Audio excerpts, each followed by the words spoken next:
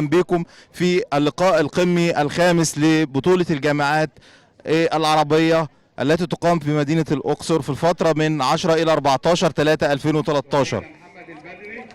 والمباراة اللي قدامنا دلوقتي ما بين مروة مجدي محمد جامعة بني سويف وإيمان الزين جامعة بيروت بلبنان الشقيق. يقوم بتحكيم هذه المباراة الكابتن بلال من منطقة القاهرة والكابتن مصطفى غيتا من منطقة القاهرة. داون سيرف هيتعاد الإرسال مرة تانية من اللاعبة إيمان من جامعة بيروت. الإرسال صحيح، نقطة للاعبة إيمان. النتيجة الآن 1 لمروة 2 للاعبة إيمان. داون سيرف الإرسال خاطئ، بيعاد الإرسال مرة أخرى. الحكم بيوجه اللاعبة أن رجليها تبقى على خط رمية الإرسال. النتيجة 3-1 للاعبة إيمان من جامعة بيروت. داون سيرف وإعادة الإرسال مرة أخرى. بلاي بترد اللاعبة مروة بالباك هاند. النتيجة الآن 1-4 لصالح اللاعبة إيمان. زي ما احنا شايفين ان المباراة من 3 أشواط، كل شوط 5 نقاط. النتيجة الآن 5-1 للاعبة إيمان، وبيعاد الإرسال مرة أخرى.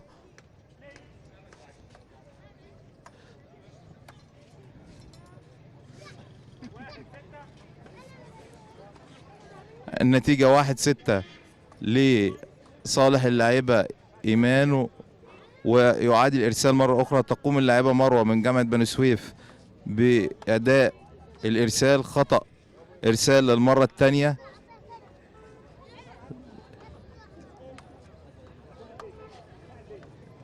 الحكم بيوجه اللاعبة ان هي تعيد الارسال مرة اخرى، وان رجليها لازم تكون موجودة على خط رمية الارسال. والنتيجة 7-1 للاعبة ايمان الزين من جامعة بيروت الشقيق.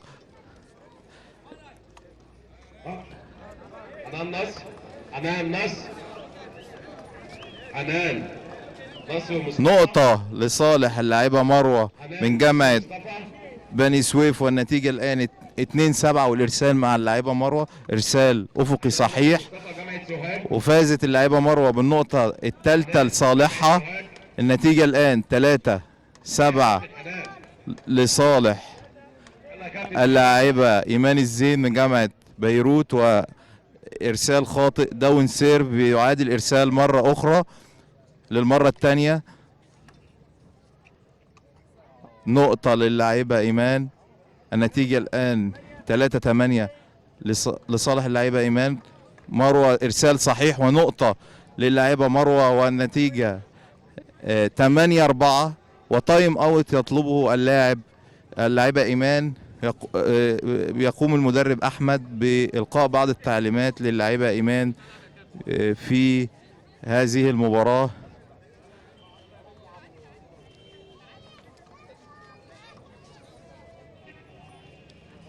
مدة التايم اوت 30 ثانية.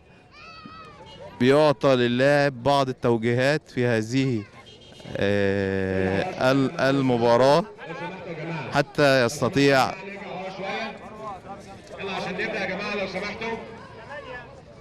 تعديل خطة اللعب في النقاط القادمة. إعادة للإرسال مرة أخرى.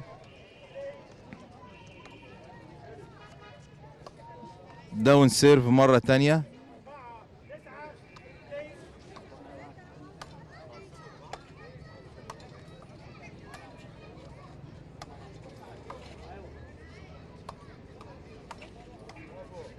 ضربة ساحقة للاعبة إيمان، وفازت بهذا الشوط اللاعبة إيمان الزيت من جامعة بيروت، والنتيجة 1-0 في الأشواط للاعبة إيمان من جامعة بيروت بلبنان الشقيق. طبعا عدد الأشواط 3 أشواط في اللعب الفردي. اللعب الفردي سنجل، بيبقى لاعب قدام لاعب أو لاعبة قدام لاعبة. اللي يفوز بشوطين بيفوز بالمباراة. وعدد النقاط في الأشواط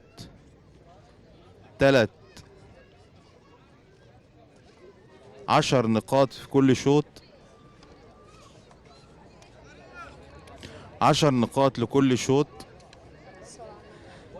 فازت اللاعبة إيمان الزين من جامعة بيروت بالشوط الأول بنتيجة 10-2. قاموا بتبديل اللاعبات منتخب جامعة بيروت بلاعبة أخرى إسراء، وجامعة بني سويف بتلعب بنفس اللاعبة مروة. التبديل زي ما احنا عارفين أعزائي المشاهدين في مباريات الزوجي من الممكن ان انت تبدل لاعب بعد نهاية الشوط. لائحة بطولة الجامعات بتتيح للاعب ان هو يغير بعد انتهاء الشوط بلاعب اخر.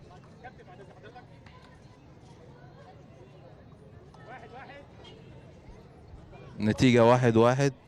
لاعبة إسراء بتقوم بإرسال الكرة، ضربة إرسال غير صحيحة، تقوم بإعادتها مرة أخرى.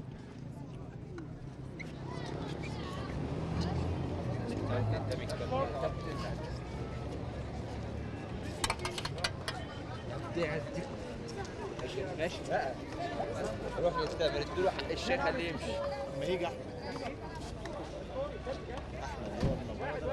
النتيجة 1-1. إرسال لاعبة إسراء من جامعة بيروت، بتنهي الكرة اللاعبة إسراء لصالحها، والنتيجة 1-2.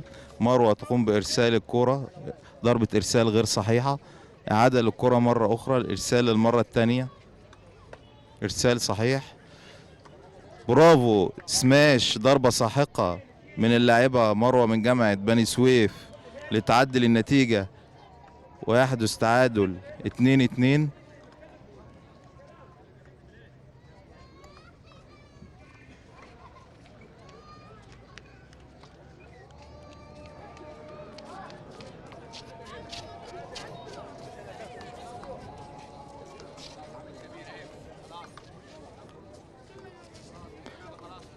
نتيجة الآن 2-2. يعتبر هذا اللقاء أو المهرجان القمي الخامس للجامعات العربية الذي تستضيفه جامعة جنوب الوادي بمدينة الأقصر، هو اللقاء الخامس.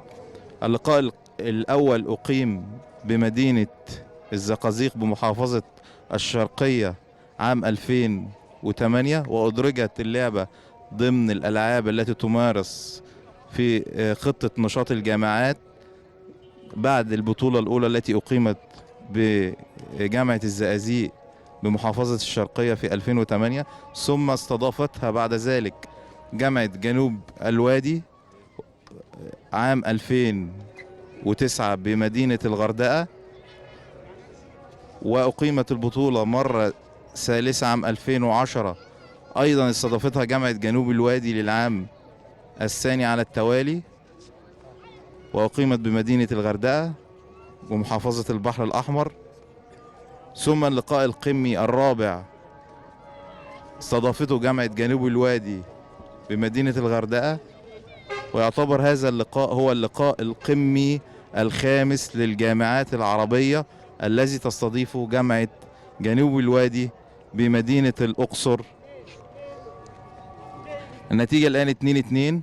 قامت اللاعبة إسراء بإرسال صحيح ثم سماش من أسفل لأعلى لتنهي النقطة لصالحها لتصبح النتيجة 2.